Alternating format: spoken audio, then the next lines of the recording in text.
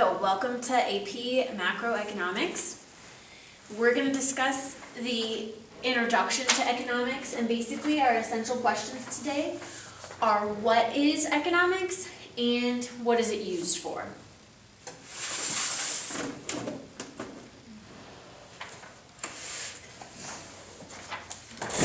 So, what is economics in general?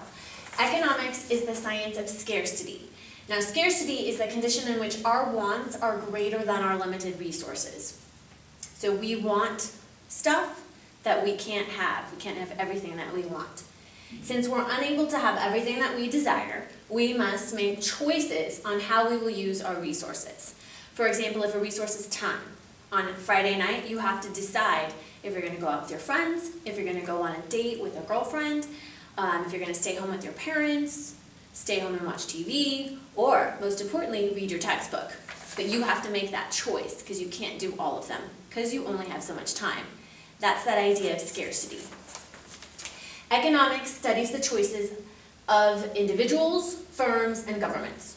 So economics is just the study of how do individual people make choices, how do firms, which is another word for businesses, make choices, and how do governments make choices. So basically, economics is the study of choices.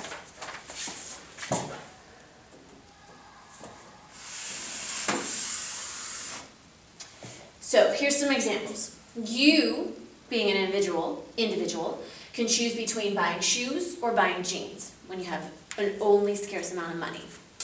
Businesses choose how many people to hire. You know, are we going to hire 2 people, we're going to hire 10 people, we're going to hire 100. Governments choose how much to spend on welfare. How much of our budget are we going to spend on taking care of people that don't have jobs or kids that don't have enough money in their families, things like that. So again, it's all about choices. This right here is the textbook definition of economics. You need to know that. Economics is very precise in the definitions that they use, so you got to be careful there.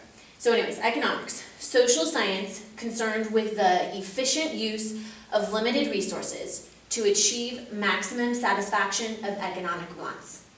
So it's the social science or the study of how we have a limited amount of resources and how we're going to use them most efficiently to achieve the most amount of satisfaction. Okay?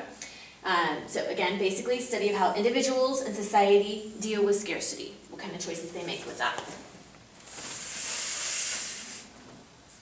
All right. Part of this introduction to economics is some definitions and some clarity about what is and is not part of economics. So you need to know there are 2 kinds of economics. There's microeconomics and there's macro. Micro is the study of small economic units such as individuals, firms, and industries. It's looking at competitive markets, maybe like the iPhone market or tennis shoe market, you know, those kinds of things. Looking at labor markets, workers, specifically workers in fast food, like the whole union minimum wage thing that's going on right now, or personal decision making. You know, what kinds of choices are people going to make when they walk into a store? For example, here we go, how many iPhones were sold this year? That's microeconomics, looking at the individual units and choices that people make. Macroeconomics, which is what this class is and which we'll spend most of our time on, is the study of large economy as a whole or in its basic subdivisions. So it talks about national economic growth, government spending, inflation, unemployment, and question that you might find there is what is the unemployment rate in the U.S.?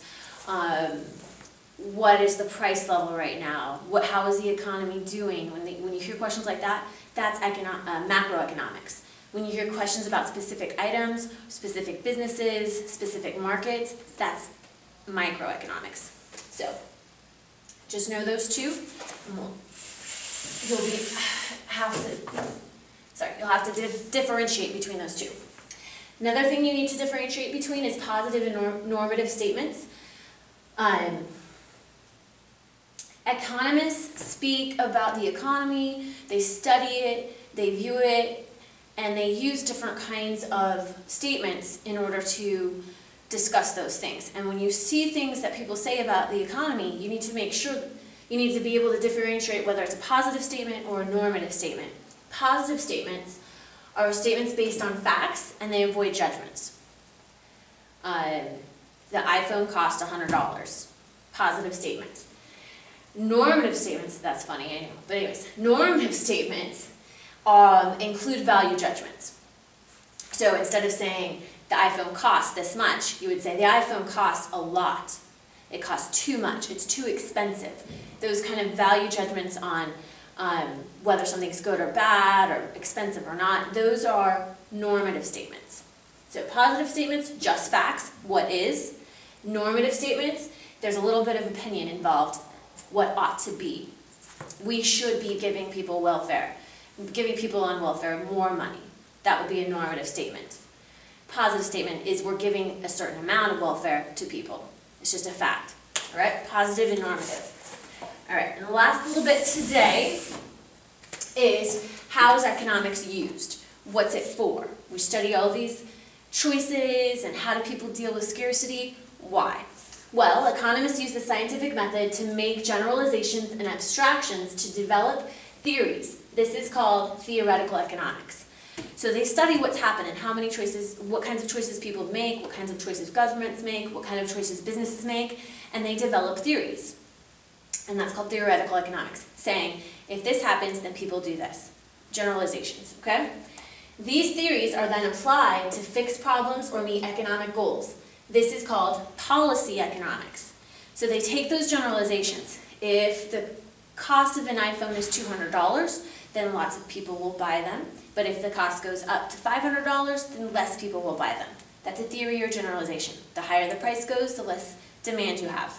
They use that theory or generalization in policy economics to make choices about what to do to fix problems or to continue growth or things like that.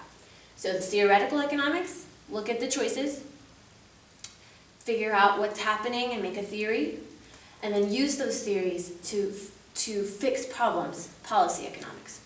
Okay, so we're going to stop there for our introduction, and we'll do introduction part 2 next. Thank you very much.